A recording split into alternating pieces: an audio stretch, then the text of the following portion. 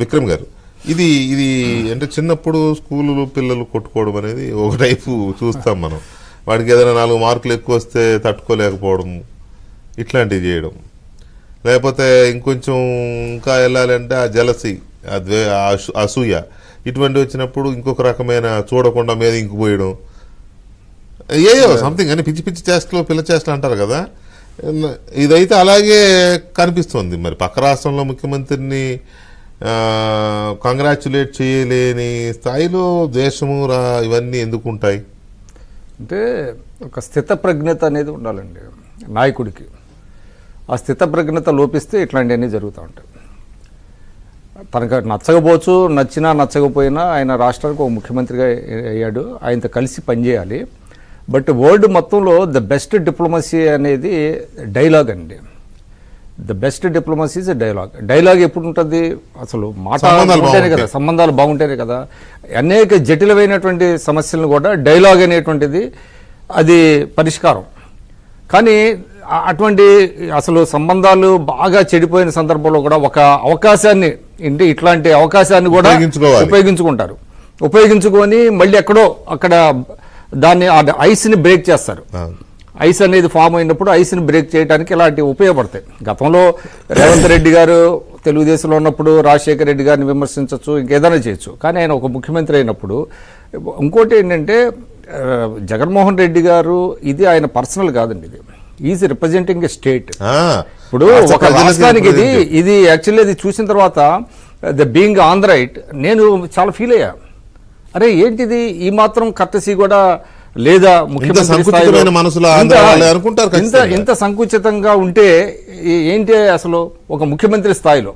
ఇప్పుడు ఎవరో చిన్నవాళ్ళు చితకోళ్ళు ఏదో చేస్తున్నారంటే మీరు అన్నట్టుగా ఇది జలసీ, అవుట్ ఆఫ్ జలసీ ఏదైనా చేసి, కానీ ఒక ముఖ్యమంత్రి హోదాలో ఉండి కనీసం ఒక కంగ్రాచ్యులేటరీ నోటుని పంపించలేకపోవటం అనేటువంటిది ఒక నైసిటీస్. ఇందాక దయాకర్ గారు చెప్పినట్టుగా మన డెమోక్రసీ అంటే మొత్తం కన్వెన్షన్స్ మీదే డిపెండ్ అవుతుంది. హార్డ్ అండ్ ఫాస్ట్ రూల్స్ కాదు. హార్డ్ అండ్ ఫాస్ట్ రూల్స్ కొన్ని ఉన్నాయి, కానీ మనం మొత్తం ప్రజాస్వామ్యం అంతా కన్వెన్షన్సే. బెస్ట్ కన్వెన్షన్స్ ఎక్కడైతే పెడతారో అది ఒక విధానంగా రూపొందుతుంది, అంతే కదా. అట్లాంటిది కూడా లేకపోవడం అనేది ఫస్ట్ టైం చూస్తున్నాం. ఇది ఇప్పుడు మీరు ఇందాక చెప్పారు, మన రాజశేఖర రెడ్డి గారు, చంద్రబాబు నాయుడు గారు.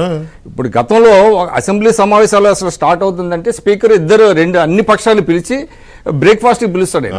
పిలిచిన తర్వాత చేతులు గెలిపిస్తాడు, అందరితో మాట్లాడతాడు. ఒక బాన్ హోమీ అనేది చాలా అద్భుతంగా పనిచేస్తుంది. సమావేశాల్లో కూడా చాలా సరదాగా నవ్వుతూ తుళ్ళుతూ ఉంటారు. అంటే విధానాల దగ్గర చాలా గట్టిగా ఉంటారు, మళ్ళీ బయటకు వస్తే ఫ్రెండ్స్ అయిపోతారు. సో అటువంటి కన్వెన్షన్స్ ని బ్రేక్ చేసి, అసలు బ్యాడ్ కన్వెన్షన్స్ ఉంటే అవి చేసి మంచి కన్వెన్షన్స్ పెట్టాల్సినటువంటి వాళ్ళు ఈ విధమైనటువంటి ఒక బ్యాడ్ ప్రెసిడెంట్ని చేయటం అనేటువంటిది అంటే ఆయన మనస్తత్వానికి అది తెలియజేస్తుంది. ఇదేంటంటే it doesn't agar well for the state. ఆంధ్రప్రదేశ్కి ఇది మంచిది కాదు, మంచిది కాదు. ఆంధ్రప్రదేశ్ అంటే it's not mood of the AP. Congress party వచ్చినా కూడా, కాంగ్రెస్ పార్టీ వ్యతిరేకించినా కూడా, కాంగ్రెస్ పార్టీ అంటే చాలా మందికి ఆంధ్రప్రదేశ్ లో వ్యతిరేకత ఉన్నా కూడా కాంగ్రెస్ రావడాన్ని సంతోషపడ్డ ఫోన్లు నేను 100 చూసిన నేను. కానీ అది అంటే ఒక ప్రభుత్వం ఏర్పడ్డప్పుడు ఆంధ్ర ప్రజలకు లేని సమస్య ముఖ్యమంత్రికి రావడం అనేది అసలు సమస్య. అంటే ఇక్కడ ఇంకొక పాయింట్ ఇందాక మీరు చెప్పిన రైట్లీ పాయింటెడ్ అవుట్. వాళ్ళ రేవంత్ రెడ్డి గారిని చూస్తే ఎందుకు ముచ్చటేస్తుందంటే ఆయనకి పెద్ద బ్యాక్గ్రౌండ్ లేదు, but he earned that position. ఆయన against all odds, self made within the పార్టీలో అనేక హర్డిల్స్ ఫేస్ చేసుకొని స్లోగా వచ్చి, డబ్బు పెద్దగా లేదు, ఇది లేవు చాలా. ఇప్పుడు ఆ ఇంటర్వ్యూలో కూడా ఎంత ఫ్రీ వీలింగ్ చాట్ అంటే అసలు ఒక ముఖ్యమంత్రి మాట్లాడే విధానమేనా, ఎక్కడ ఇన్హిబిషన్స్ లేకుండా మాట్లాడారు. చెప్పాలి కాబట్టి చెప్తున్నా, నాకు అత్యంత ఆప్తుడు మిత్రుడు రేవంత్ రెడ్డి గారు. చాలా దయాకర్కి తెలుసు, చాలా అంటే చాలా. మేమిద్దరం కలిసి పనిచేసాం. అదే మీరు కలిసి పనిచేశారు పార్టీ కలిసి పనిచేసాం. మొన్న చూసినప్పుడు దర్పం ఉంది, ముఖ్యమంత్రి దర్పం కొద్దిగా వచ్చింది, కానీ గర్వం అయితే కించిత్ గర్వం కనపడాలి నాకు.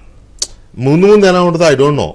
నేను చాలా హ్యాపీ అనిపించింది. అరే ఇట్లా సో ఫార్ సో గుడ్ అండి. Yes, so far so good. But అది కూడా ఆయన చెప్తున్నాడు, నన్ను టచ్ చేయకుండా ఉంటే అంటే ఏది అన్డెమోక్రటిక్ జరగకుండా వేస్లో ఉన్నంత వరకు. అన్డెమోక్రటిక్ వేస్లో నేను చేయకుండా ఉంటే నేను ఈ విధంగానే ఉండాలనుకుంటున్నాను, ఈ విధంగానే పనిచేసి ప్రజల దగ్గరికి వెళ్ళాలనుకుంటున్నాను అన్నాడు ఆయన.